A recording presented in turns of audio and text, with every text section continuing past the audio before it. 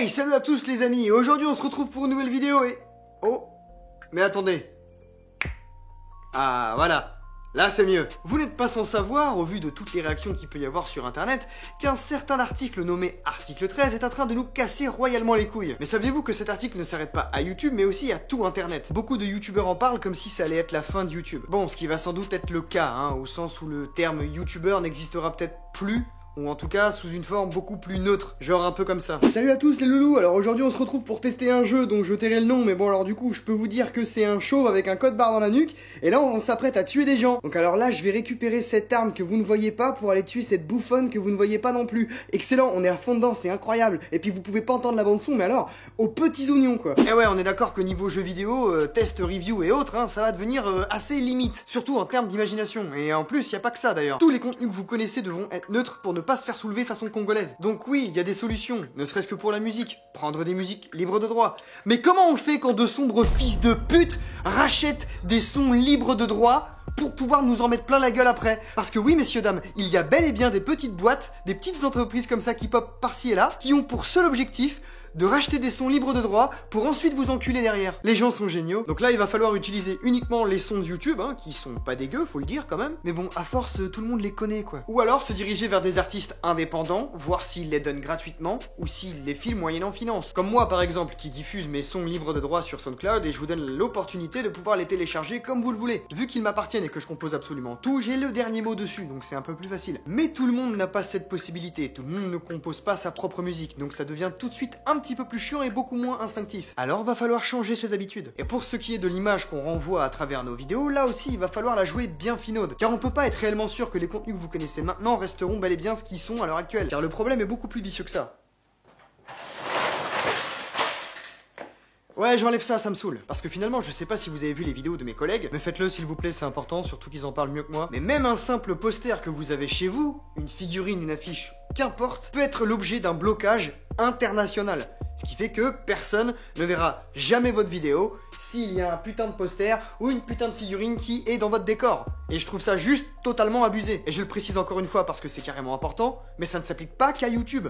C'est tout internet qui est ciblé. Mais alors du coup, moi j'ai plein de questions de merde du genre. Et oh, trou du cul, je fais comment si genre j'ai pris une photo moi-même tout seul comme un grand avec mon appareil que j'ai acheté avec mon argent et que malheureusement pour moi, il y a un panneau McDonald's derrière. Ah merde, attendez, on va la refaire. Non, parce que même ça, je pourrais plus le citer normalement. Un panneau d'une enseigne nulle qui détruit la vie de certains et s'enrichit sur les autres. Ouais, c'est beaucoup mieux. Mais je fais comment, moi, du coup? Faut que je fasse attention à toutes les pubs et toutes les affiches que vous foutez partout, tout le temps, à outrance. Mais c'est invivable. Je fais comment pour la partager sur le net sans problème, bande d'enculés? Comment je fais si, comme par hasard, j'ai envie de faire une story sur une plateforme qu'ils proposent, puisque je peux même plus les citer maintenant, et que, comme par hasard, il y a plein d'affiches derrière moi qui me mettent dans la merde? Il faut que je pense à ça, tout le temps, systématiquement? Que je sois sans arrêt derrière un fond neutre, ou des arbres, ou un mur dégueu? Et comment je fais si j'ai 13-14 ans, que je suis un gamin, et que je veux juste partager mes gameplays avec mes potes, parce que c'est juste un délire entre potes, et que je les monétise même pas en plus? Je vais aussi me faire fister? Et pourquoi les youtubeurs les plus riches du game n'en parlent pas ouvertement? Parce que maintenant ils ont suffisamment d'argent pour acheter les droits qu'ils utilisent, donc ça les concerne pas? Est-ce qu'on aura le droit de donner notre avis sur quelque chose sans pour autant se faire censurer? Ou alors est-ce qu'il y aura une plateforme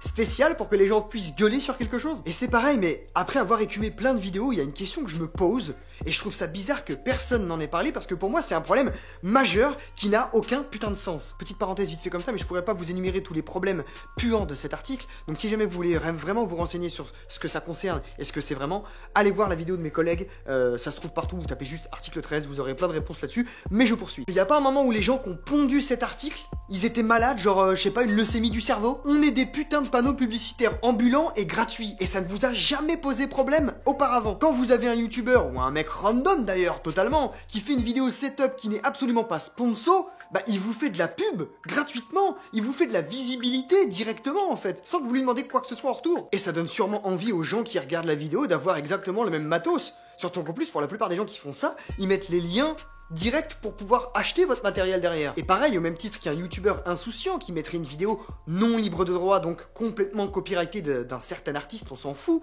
et que derrière vous avez 75 000 commentaires de gens qui disent « C'est quoi la musique à 3 minutes 47 ?» Bah ça fait 75 000 fans ou 75 000 consommateurs potentiels que le mec vous ramène. Et ça vous pose un problème. Y a pas un souci là? J'ai connu tellement de groupes de musique grâce à YouTube, parce qu'un youtubeur avait utilisé une musique particulière, parce qu'un mec mettait en fin de ses génériques une musique particulière pour pouvoir la partager à un plus grand nombre et qu'on puisse s'y intéresser derrière. Mais c'est pareil parce que cet exemple est déclinable à l'infini. Il y a des jeux vidéo qui sont devenus incroyablement populaires et virales grâce à des youtubeurs. Et sans eux, peut-être que vos jeux seraient restés simplement juste cool et relayés à travers le marketing et les publicités foutues ici et là. Mais j'ai dépensé tellement d'argent à cause de certains youtubeurs parce qu'ils kiffaient leur race sur des jeux vidéo. Ils m'ont fait acheter des jeux vidéo. C'est ni vos pubs, ni votre com qui m'a fait acheter vos jeux. C'est les youtubeurs, en jouant à leurs jeux, qui m'ont fait kiffer et qui m'ont donné envie de les acheter. Vous y pensez à ça? Genre Tricky Tower. Tu vois, c'est un jeu, à la base, c'est pas mon style. C'est le genre de jeu que j'achète jamais. Mais parce que j'ai vu qu'on pouvait s'amuser à plusieurs, parce que j'ai vu les barres de rire qu'on pouvait faire avec ce jeu, bah bam, je l'achète. Et même si je traîne beaucoup sur internet, et même si je traîne beaucoup sur Steam, avant de le voir sur YouTube, ce jeu, j'en avais jamais entendu parler. Hein. Donc, je sais pas si à un moment donné, vous connectez pas un petit peu dans votre tête, mais ça vous rapporte aussi de la thune. Pour moi, ce truc est littéralement contre-productif pour vous. Et quand je dis pour vous, je sais même pas qui c'est que je dois viser. Le gouvernement ou les auteurs? Qui a réellement eu cette idée? Qui s'est réellement dit que ça c'était une bonne idée? Et le pire dans tout ça, c'est que YouTube monte au créneau, chiale sur les réseaux sociaux et nous demande à nous de faire un maximum de vidéos sur le sujet pour que ça se sache un maximum et que vous puissiez le relayer partout. Bon, alors déjà ce truc me fait doucement rire et je me vois obligé de faire l'avocat du diable, mais YouTube, vous nous demandez à nous de monter au créneau, de vous soutenir et de parler de ce problème-là à tout le monde, mais toutes les fois il y a eu des problèmes sur la plateforme, toutes les fois on vous a demandé de l'aide directement, vous nous faites toujours galérer plus de 2 à 3 mois. Alors ce qu'on va faire, c'est qu'on va agir, mais dans 2 à 3 mois. Ça vous va, on fait comme ça? Et bien évidemment, personne ne va faire ça, parce que ça nous touche nous aussi directement, surtout nous-mêmes directement, parce que ça touche notre thune, et nous on n'est pas une grosse multinationale, donc forcément, tout le monde va bouger son cul. Et que ce soit pour vous soutenir ou pas, hein, de toute façon. Hein. Parce que viewer, youtubeur ou simple péon qui poste un article ou même une photo sur internet, ça nous concerne absolument tous ce qui se passe là. Et pour finir, j'aurais quand même un message à faire passer à tous mes collègues youtubeurs qui nous demandent qu'on se soutienne tous, main dans la main, dans l'amour et la paix. Et qu'on arrête de se tirer dans les pattes parce que merde, ça nous concerne tous, encore une fois. Et je suis totalement d'accord avec ça. Mais j'aimerais quand même souligner quelque chose d'assez important. Car comme YouTube, quand des petits youtubeurs ont des galères, sont dans la merde et se ruinent pour essayer d'avoir des réponses à leurs questions, ou même pour essayer de se tirer vers le haut, ou même pour ne serait-ce qu'avoir un peu de pub, ou avoir un petit peu de soutien, juste ça, on vous entend pas beaucoup non plus. Alors bien évidemment, je parle pas de tout le monde, et je parle pas non plus de tous les youtubeurs. Mais vous voyez très bien là où je veux en venir. Parce que la solidarité, c'est pas uniquement quand on est au pied du mur, ou qu'il y a un intérêt sympa dans les parages, tu vois, genre, ah, il a pas mal d'abonnés lui, on fait un feat?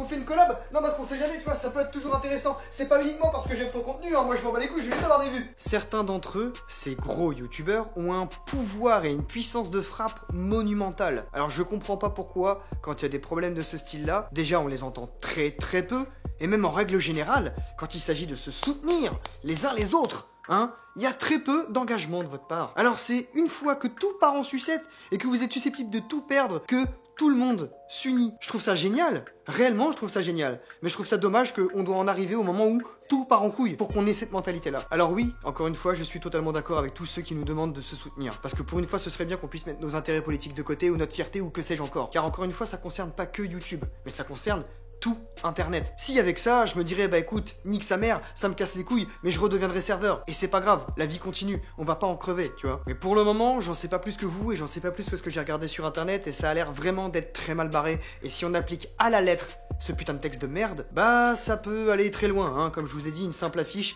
un simple bruit, un simple truc, peut être littéralement bloqué dans le monde entier.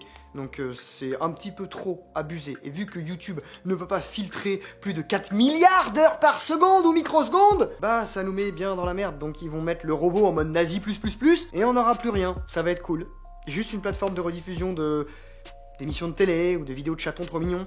Et encore en espérant que les chats soient pas sous copyright dans quelques années, on ne sait pas. Et donc pour conclure, si jamais ma chaîne saute, bah ça me foutrait largement les nerfs, mais je continuerai de rester là. Je continuerai, je m'en battrai les couilles, je referai une chaîne YouTube s'il faut, on continuera de se faire des lives, je continuerai de faire de la musique, je continuerai de faire plein d'autres choses, hein, parce que de toute façon, mon but à moi c'est de casser les couilles à un maximum de monde, hein, parce que c'est un peu un plaisir personnel, un petit plaisir coupable. Et des fois derrière, il peut se passer des choses assez intéressantes. Et si jamais ça doit réellement, mais réellement disparaître, et bah écoutez, moi je pense que je prendrai le choix de m'orienter un petit peu plus dans la musique, comme c'est déjà le cas actuellement, et transition toute trouvée et magnifique pour vous dire que je me suis enfin lancé sur Spotify, et que vous pouvez directement me trouver en tapant Antox Colaboy. Donc vous allez trouver 2 profils Antox Colaboy, mais celui qui est officiel, c'est celui qui est validé, et c'est celui qui a l'APP de base de la chaîne YouTube. Et du coup, c'est un de mes rêves, quelque part, de pouvoir vivre de la musique, de pouvoir travailler réellement dans la musique, que ce soit pour des boîtes de prod ou pour des films ou des jeux vidéo, j'en sais rien. Donc quelque part, peut-être que c'est une transition toute trouvée, un renouvellement de carrière, je ne sais pas, on verra bien. Donc voilà, pour finir, cool, restons calmes, soutenons-nous, bien évidemment. Je ne sais pas si ça va être vraiment la fin, arrivé le 13 janvier, je crois que c'est à partir de cette date-là que c'est effectif directement.